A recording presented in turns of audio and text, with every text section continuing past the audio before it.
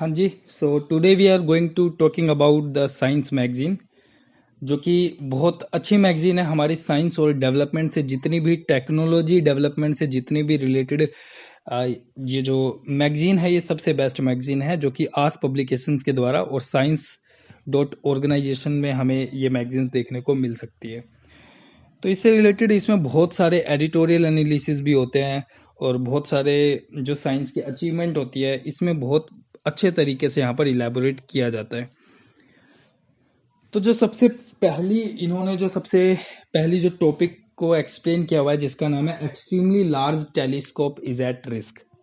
जैसा कि हम पहले से जानते हैं कि जो हबल टेलीस्कोप है, जेम्स वेब टेलीस्कोप है ना। आए दिन ये पिछली साल भी बहुत ज़्यादा न्यूज़ में बने रहे थे, हबल टेलीस्कोप और जेम्स वेब टेलीस्कोप।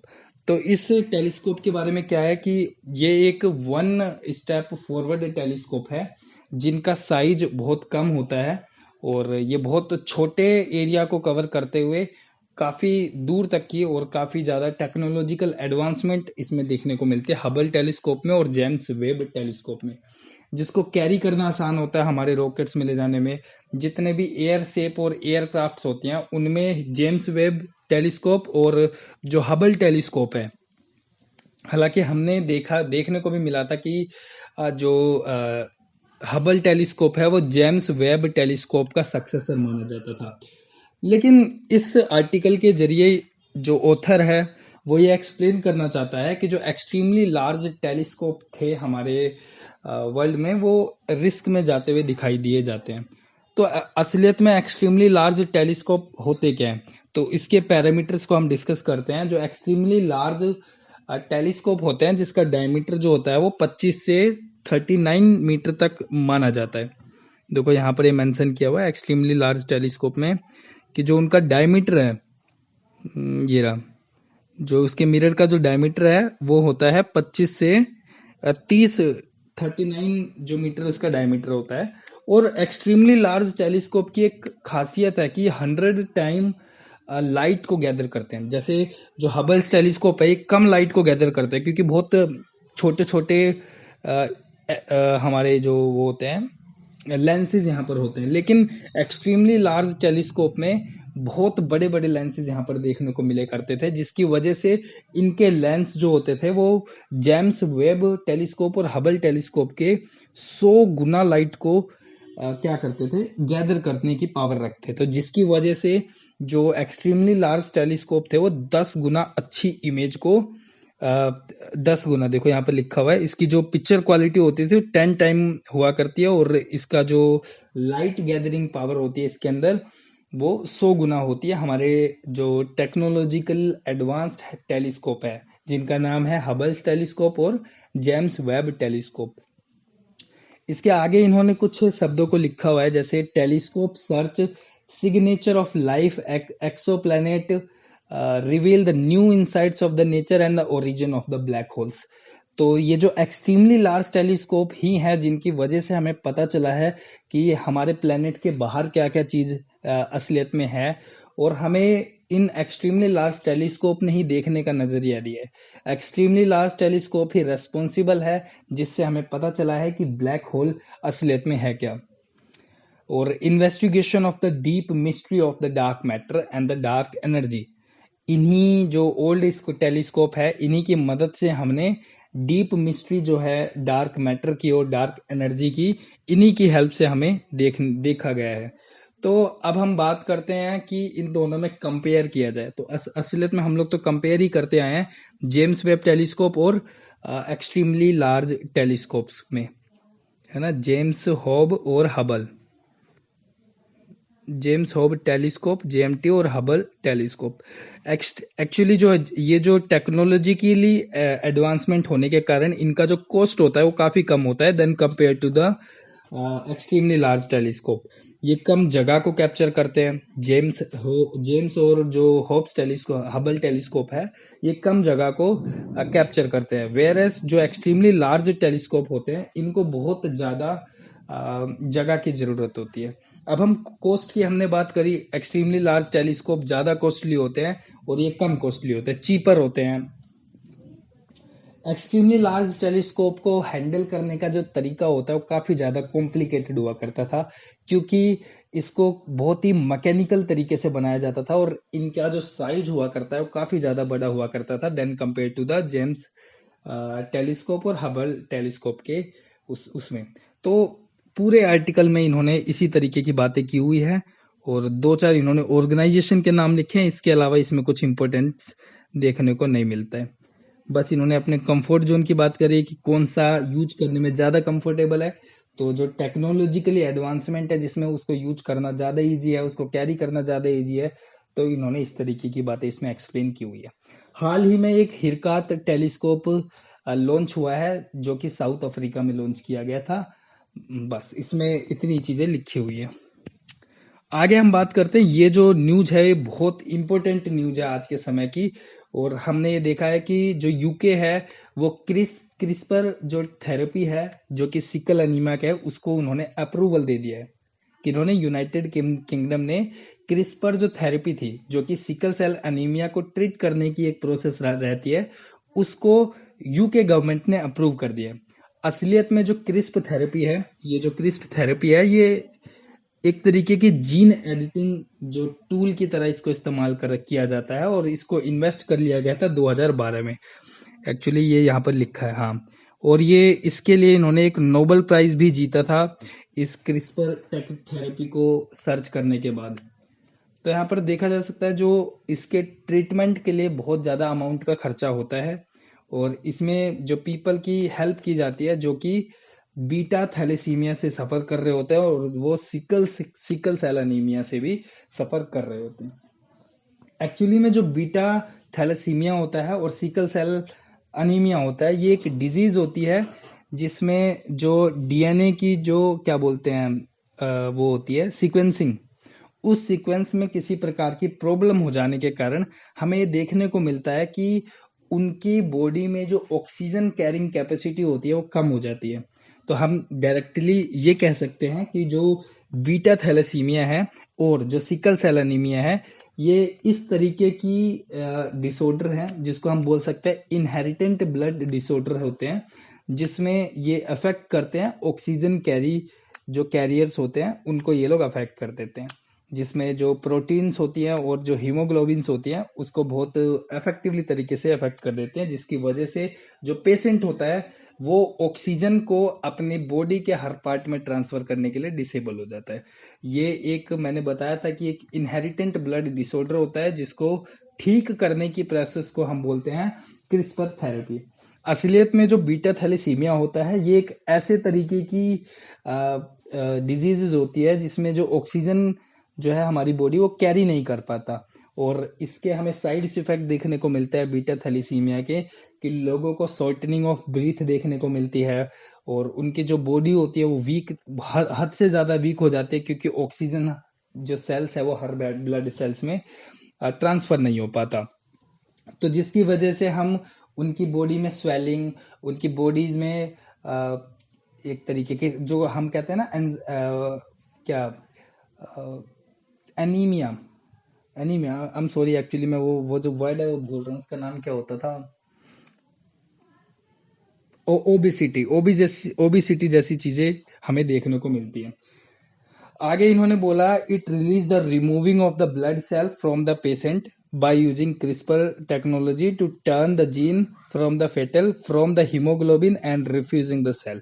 तो इन्होंने ये बोला कि जैसे कोई सीक्वेंस है उस सीक्वेंस में से वो जो डिफेक्टिव सीक्वेंस है उस डिफेक्टेड सीक्वेंस को रिमूव किया जाएगा, फिर उसको लैब में ले जाकर ट्रीट किया जाएगा और उसे ट्रीट करने के बाद दोबारा से उस पेशेंट में इंजेक्ट कर दिया जाएगा।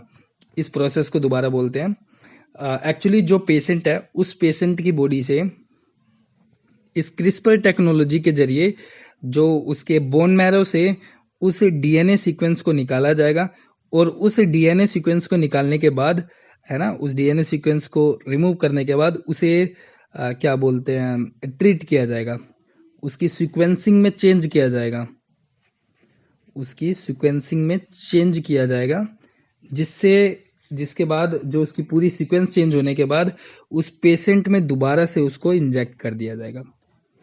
उसके पेशेंट में कहाँ पर इंजेक्ट किया जाएगा, ये उसके बोन मैरो वाले जो पोर्शन है उसमें इंजेक्ट कर दिया जाएगा। तो ऐसा कहा जाता है कि ये जो प्रोसेस है, ये जो थेरेपी है, ये हमारे अप्रूव कर दी जाएगी अब हर लोकल इंडिविजुअल्स के लिए। लेकिन कहा जाता है कि इनका जो कॉस्ट है वो काफ़ी ज़्यादा कॉस्टली है। तो उस कॉस्ट की हम एक्चुअली में बात करेंगे। इससे पहले हम ये बात कर लेते हैं कि ये जो थेरेपी है ये किस कंपनी के द्वारा सर्च की गई है। So that technology is developed by the Vertex Pharmaceutical and the CRISPR Therapeutical has been tested the clinical trial and in a dozens of patients। तो इन्होंने एक्चुअली में क्लिनिकल ट्रायल को भी पास किया है, और ये जिस फार्मास्यूटिकल कंपनी ने इसकी डेवलपमेंट को किया है जिसका नाम है वर्टेक्स फार्मास्यूटिकल और क्रिस्पर, ये रहा क्रिस्पर थेरेपीज। और इन्होंने बहुत सारे थैलासीमिक जो पेशेंट है उन पे ये चीज क्लिनिकली ट्रायल किया हुआ है। जैसे कई डोजन्स, कई मतलब दर्जन ऑफ लोगों पे इन चीजों को क्लिनिकली सक्सेसफुली पाया गया है। तो इसलिए यूके गवर्नमेंट ने इसे अप्रूव कर दिया। अब एक्चुअली में इसके कॉस्ट की बात करते हैं कि इसका कॉस्ट क्या है। तो इसका जो कॉस्ट है वो कम से कम एटलीस्ट 2 मिलियन होगा जो पर पर्सन इसमें होगा। तो ये जो डॉलर कर रहे हैं $2 मिलियन, तो एक्चुअली में अगर इसको रुपी में कन्वर्ट किया जाएगा तो ये बहुत कॉस्टली माना जाएगा। और ऑलमोस्ट ये देखा गया है कि बहुत सारी जो लो इनकम वाले लोग हैं इसको वो लोग अचीव भी नहीं कर पाएंगे। तो एग्जैक्ट डेट की बात करते हैं, इसको अप्रूवल मिल गया था 30 मार्च 2024 में इसको अप्रूवल मिल गया था। थैलेसीमिया के पेशेंट्स के लिए इसको अप्रूवल मिल गया था। तो हमने ये वाली बात करी थी कि इसकी सीक्वेंस में से एक सीक्वेंस को रिमूव किया जाएगा और इस पूरी सीक्वेंस को फिर ट्रीट किया जाएगा, और उस फिर करेक्ट करने के बाद उस सीक्वेंस को पर्टिकुलर पर्सन के बोन मैरो में ट्रांसफर कर दिया जाएगा। इसके बाद हम लोग जो बात करेंगे वो करेंगे हम, क्या इन्होंने शो किया हुआ है, house okay gain the function Ben. तो इसमें कोई जरूरत नहीं है, हाँ ये वाला जरूरी हो सकता है। European Union EU to extend the glyphosate use. तो एक्चुअली ग्लाइफोसेट एक केमिकल कंपाउंड होता है जिसका हम हर्बिसाइड्स के लिए यूज करते हैं। तो यूरोपियन गवर्नमेंट ने इसके यूज को एक्सटेंड कर दिया गया है, और approval of controversial herbicide glycophosphate for 10 year more. उन्होंने इस ग्लाइकोफोसाइड के जो यूज को अप्रूवल कर दिया है 10 साल के लिए, और subjected to certain new condition and the new policies.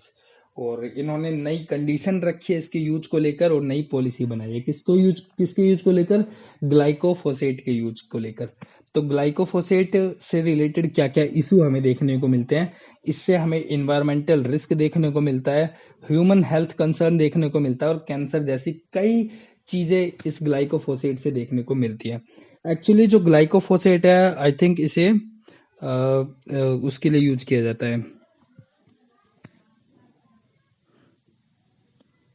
Okay, जो ग्लाइकोफोसेट की जो प्रोसेस है उसको रीऑथोराइज किया और decrease the use of glyphosate को, जो यूज है उसको कम करने की बात की गई है। क्योंकि ग्लाइकोफोसेट जो एक प्रोसेस है जो बायोडाइवर्सिटी को क्या करता है, प्रोटेक्ट नहीं कर पाता। क्योंकि इससे जो हमारे एरिया के बहुत सारे जो इन्वायरमेंटल कंसर्निंग इश्यूज देखने को मिलते हैं, क्योंकि इसे हार्वेस्ट में यूज किया जाता है। हार्वेस्ट में यूज करने की वजह से सोइल की जो फर्टिलिटी होती है वो कम हो जाती है। जैसे मैंने बोला कि हार्वेस्ट में अगर इसे यूज किया जाता है तो सोइल की फर्टिलिटी इसमें कम हो जाती है, जिसकी वजह से हमें इससे रिलेटेड इन्वायरमेंटल इश्यूज देखने को मिलते हैं। अगर इन्वायरमेंटल रिस्क में होता है और अगर सोइल रिस्क में होती है तो जिसकी वजह से ह्यूमन का हेल्थ कंसर्न में आ जाता है, और कैंसर जैसी जो डेंजरस जो प्रॉब्लम्स है वो हमें देखने को मिलती है। तो ये यही है, यूरोपियन यूनियन जो है वो ग्लाइकोफोसेट के यूज को उन्होंने एक्सटेंड किया क्योंकि उनके पास कोई दूसरा पैरामीटर नहीं है ना। लेकिन इसकी कंडीशन को ज्यादा रेस्ट्रिक्ट किया गया है 10 साल के लिए, और 10 साल का मतलब 1 डिकेड्स के लिए, है ना। और ये जो ग्लाइकोफोसेट होता है ये क्या करता है, अगर हम इसके यूज को डिक्रीज करेंगे तो हम बायोडाइवर्सिटी को प्रोटेक्ट कर सकेंगे। आगे इन्होंने बात करी है big gift for the high risk research. तो कोई दिक्कत नहीं है इसमें, बस इन्होंने जो क्या कहते हैं उसको, स्कॉलरशिप वाला जो प्रोसेस है उसको रीबिल्ड किया है, जो स्कॉलरशिप है उसको बढ़ा दिया गया है। इस तरीके की इसमें बात की गई है, ज़्यादा इम्पोर्टेंट ये है नहीं। NIH spend the applied research of the basic science, basic science में किसी ऑर्गेनाइजेशन ने अप्लाइड किया है। Whether aid to the Ukraine ship इस टाइप, एक्चुअली क्या हुआ कि जो यूक्रेन का शिप है उसके ऊपर रसिया ने कुछ बम्बारिंग करी है, जिसकी वजह से इस ऑथर ने इस चीज़ को एक्सप्लेन कर दिया है कि क्या उन्हें एड प्रोवाइड करवाई जानी चाहिए या नहीं करवाई जानी चाहिए। एक स्टोरी इन्होंने एक्सप्लेन करी है, जो MD है वो US कैंसर इंस्टीट्यूट का हेड बन गया है, तो ये ज़्यादा इम्पोर्टेंट नहीं है। एक्चुअली उनकी अचीवमेंट को इन्होंने बताया था कि किसी जीनोम सीक्वेंसिंग पे काम किया था, किडनी वर्किंग में काम किया था, जिसकी वजह से उनके टैलेंट को प्रमोट करके उन्हें आगे बढ़ाया गया था।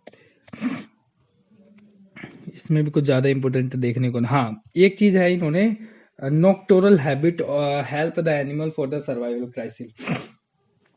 एक्चुअली इसमें भी कुछ नहीं है। नॉक्टोरल का मतलब होते हैं जो नाइट टाइम के नाइट के जो समय पे कुछ एनिमल्स होते हैं वो नाइट के समय पे एक्टिव होते हैं, इसका मतलब होता है नाइट एक्टिव।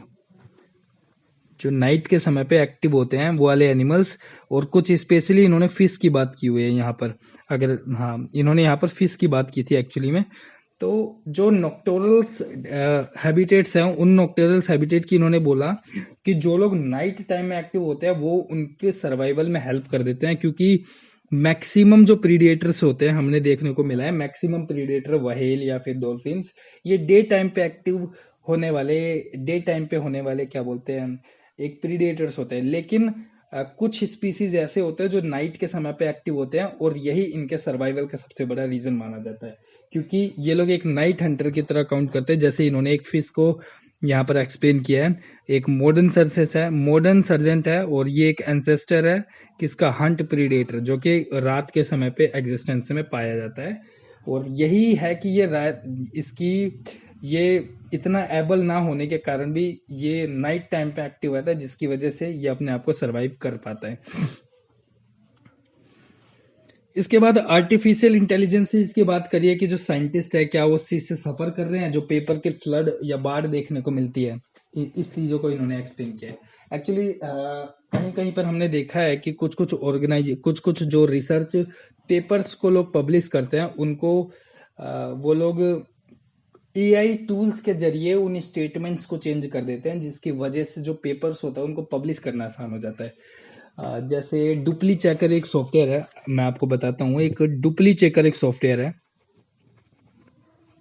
जिसकी हेल्प से हम लोग जो अपनी स्टेटमेंट होती है या किसी थीसिस के जो शब्द होते हैं उनको हम चेंज कर सकते हैं। और वो ये सॉफ्टवेयर इतना मतलब एबल है चीज़ों को लिखने में कि वो उनके सेंटेंस को एक अलग तरीके से क्रिएट कर देता है, जिसकी वजह से पकड़ना भी मुश्किल हो जाता है कि ये जो शब्द इन्होंने लिखा है क्या ये शब्द किसी डिक्शनरीज में मेंशन भी है या नहीं है।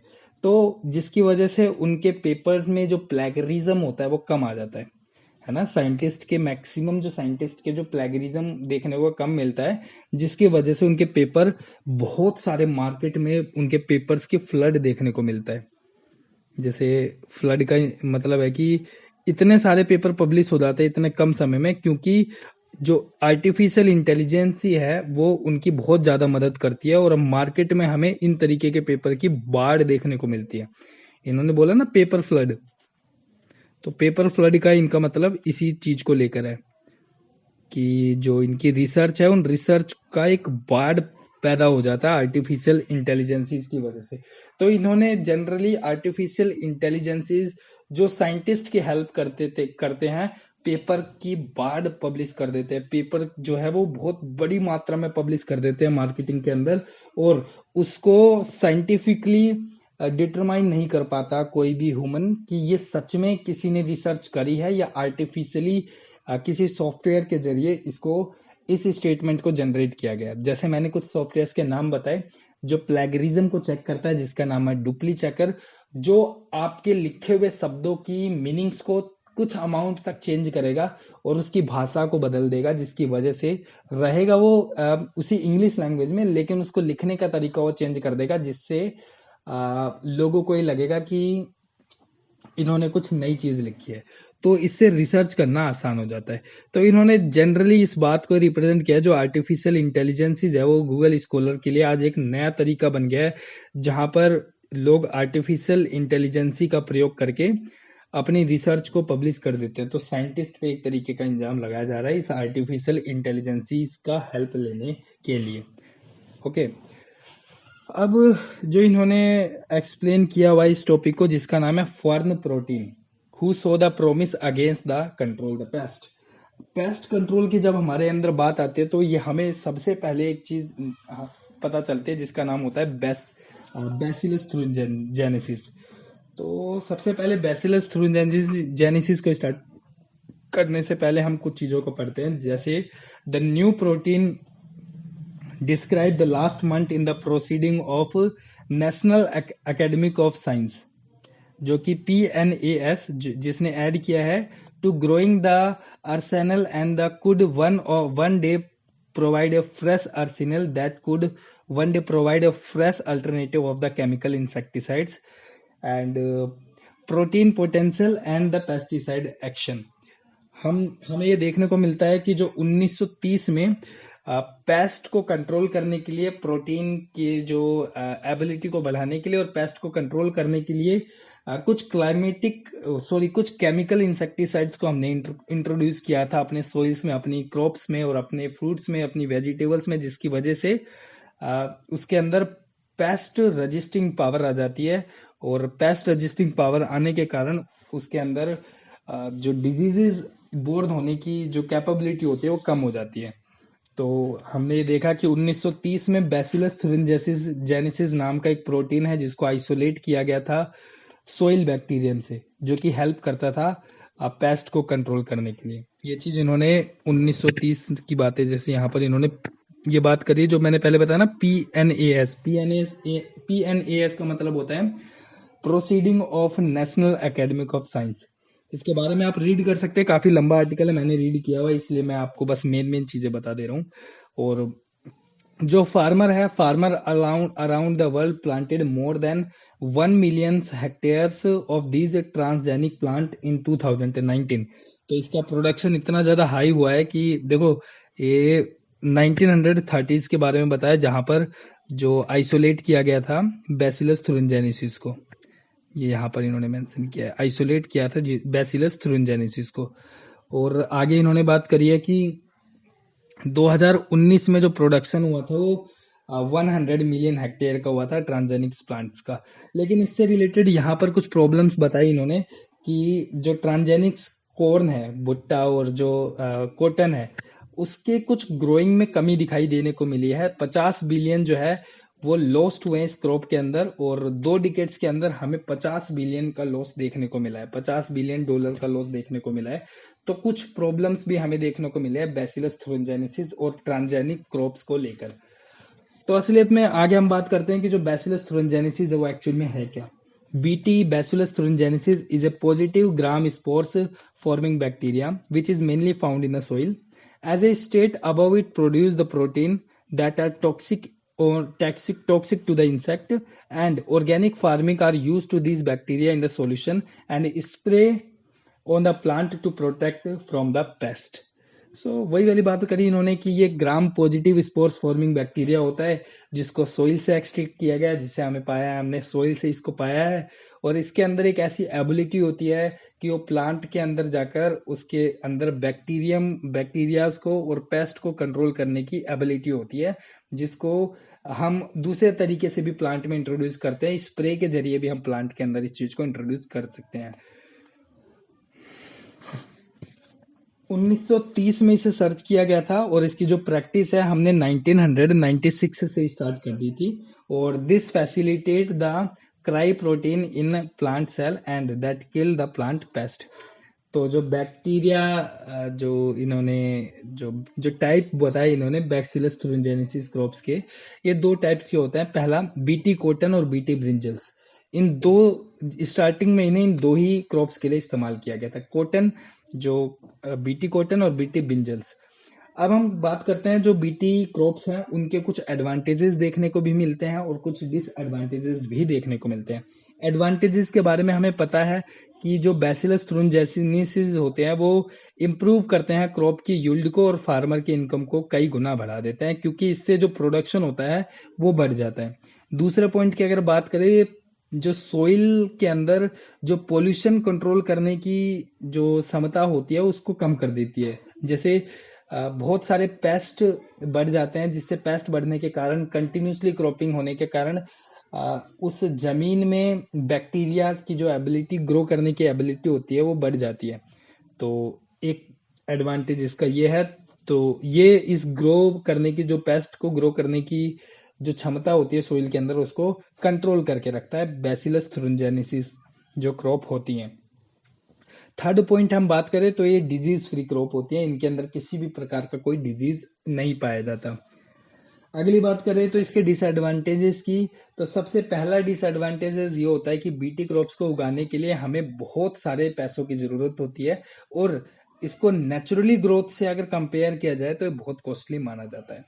और ये जो नेचर की जो प्रोसेस है ना। सेकंड पॉइंट की अगर बात करें तो अगर हम बीटी कॉटन्स या बीटी ब्रिंजल्स जैसी क्रॉप्स को सपोर्ट ना करें और इसको एक नेचुरल तरीके से उगाए तो हम नेचर के अगेंस्ट नहीं जा रहे होते। लेकिन जो बीटी बैसिलस थ्रुनजेनेसिस की जो प्रोसेस है वो नेचर के अगेंस्ट जाने वाली बात हो जाती है, मतलब ये आगे जाके नेचर को डिस्टर्ब भी कर सकता है। अगर थर्ड पॉइंट के बात करें तो these pest are transfer to the humans being. कैसे? हमने जो क्रॉप्स में इस पेस्ट को इंट्रोड्यूस करा है जिससे जो हमारा जो क्रॉप है उसको अगर हम इनहेल करेंगे तो इससे जो पेस्ट है ह्यूमन बॉडी के अंदर जा सकता है। फोर्थ पॉइंट की अगर हम बात करें, the paste controlling thing decline the producing सब।